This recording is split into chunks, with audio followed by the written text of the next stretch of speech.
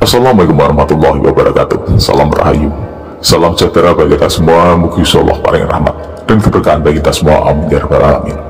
Kali ini kita akan membahas perbedaan antara yoni dan khotam suatu pusaka. Yoni dan khotam adalah energi yang membuat sebuah pusaka menjadi ampuh dan memiliki kesaktian dan daya linuwih, ataupun bisa dikatakan sebagai daya magis untuk memberi kelebihan dan keampuhan dari suatu pusaka. Namun, apa itu beda dari yoni dan khotam? Pertama adalah yoni. Orang Jawa melihat dan menganggap bahwa yoni adalah roh. Yoni adalah roh yang ada dan ditanamkan oleh seorang empu kepada pusaka bikinannya lewat ritual dari awal pembuatan sampai akhir selesai parangka dibuat.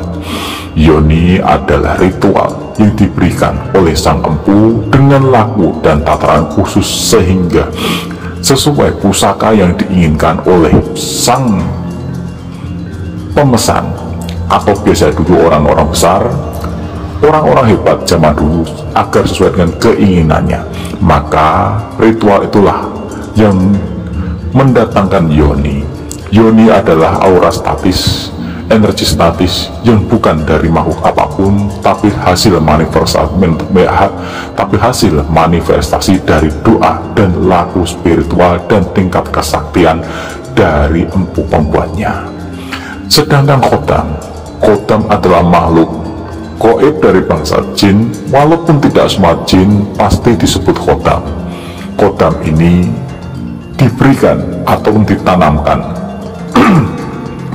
oleh seorang empu kepada pusaka buatannya agar melengkapi dan menambah kesaktian dan daya karakter dari pusaka yang dibuatnya. Khotam biasanya berupa energi ataupun dari makhluk ataupun dari ritual yang ditanamkan agar sifat dari pusaka ini sesuai dengan apa yang dipesan dari sang pemesannya. Saumpama pusaka itu agar memiliki sifat wibawa, maka khotam ini ditanamkan, dipanggil dan dimasukkan ataupun diberikan kepada sang pusaka ini berupa sesuatu yang memberikan daya wibawa, biasanya berwujud manusia sakti luar biasa, hewan berupa naga, harimau ataupun makhluk lain yang sangat besar daya energinya. Nah, di sini sudah jelas perbedaan yoni dan khotam. Tetapi orang Jawa zaman dahulu tidak mengenal khotam. Sekali lagi, orang Jawa zaman dahulu tidak mengenal khotam. Bahasa khotam adalah bahasa baru dari bahasa Arab yang artinya adalah penjaga ataupun pelayan. Orang zaman dahulu hanya mengenal yaitu yoni. Yoni itu adalah roh ataupun energi kuat berupa materi ataupun cahaya. Ingat, jika ada orang yang menarik pusaka ataupun cumondok wahyu pusaka akan mendapatkan seberkas sinar sangat terang yang cumondok kepada seorang, ataupun ketika pusaka itu ditarik dari tempat keramat ataupun tempatnya berada, maka akan ada seberkas sinar yang ditarik dari bilanya. Itulah yoni. Yoni ini cumondok tidak bisa dipaksa karena semua itu ada jodohnya sesuai dengan terah ataupun dari sah garis dari terah yang masih satu garis leluhur. Maka orang Jawa zaman dulu mengambil yoni ini, walaupun pusaka yang ada yoninya pasti juga ada khotamnya, tetapi yang ada khotamnya belum tentu ada yoninya. Tapi beberapa orang menganggap yoni dan khotam itu sama, walaupun beda istilah saja. Wallahu alam.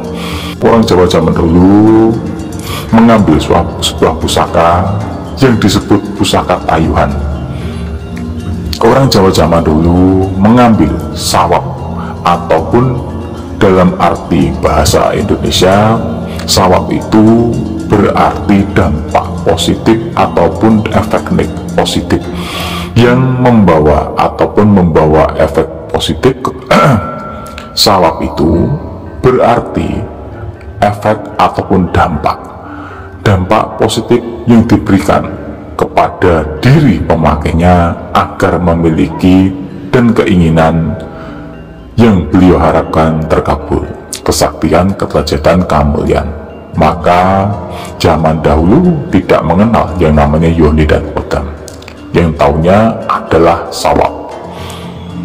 Sawab ini sebenarnya bisa diambil dari jenis pamornya. Pusaka atau tosan aji yang memiliki pamor seperti udan mas, junjung derajat, barak sineret, ataupun pamor jenis lain seperti satrio pinayungan akan memiliki dampak sebagai perlindung ataupun dampak kawibawan yang luar biasa. Jika kawibawan luar biasa, maka derajatnya juga akan tinggi karena wibawanya sangat tinggi. Nah, itulah orang Jawa zaman dulu membedakan tuah pusaka dengan apa yang namanya kekuatan dari pusaka. Pusaka yang bertuah pasti sakti dan memiliki kekuatan, tetapi pusaka yang kuat belum tentu memiliki tuah, karena tuah itu sendiri adalah dampak dari doa ataupun manifestasi dari bentuk pamor yang ditanamkan oleh sang empu kepada pusakanya. Nah, satu lagi, pusaka ini ketika ada yoni atau kodam itu pasti jenisnya bukan ageman. Ageman sendiri adalah pusaka yang dipakai sehari-hari untuk pelengkap busana, tetapi pusaka yang dipakai untuk daya kesaktian diambil tuah dan sawabnya tadi biasanya disebut dengan pusaka tayuhan.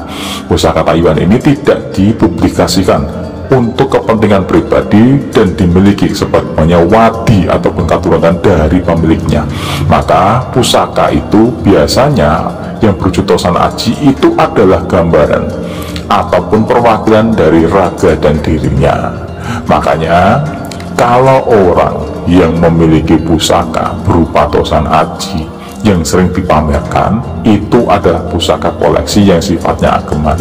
Pusaka asli yang sifatnya adalah tayuhan yang biasanya dahulu berupa peninggalan dari terah atau leluhur ataupun orang yang masih satu saudara ataupun dari guru yang memberikan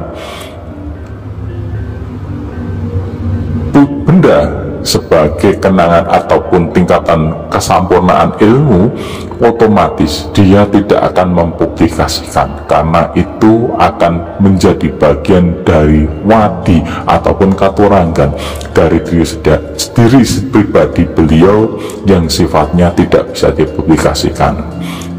Bermanfaat. Wassalamualaikum warahmatullahi wabarakatuh.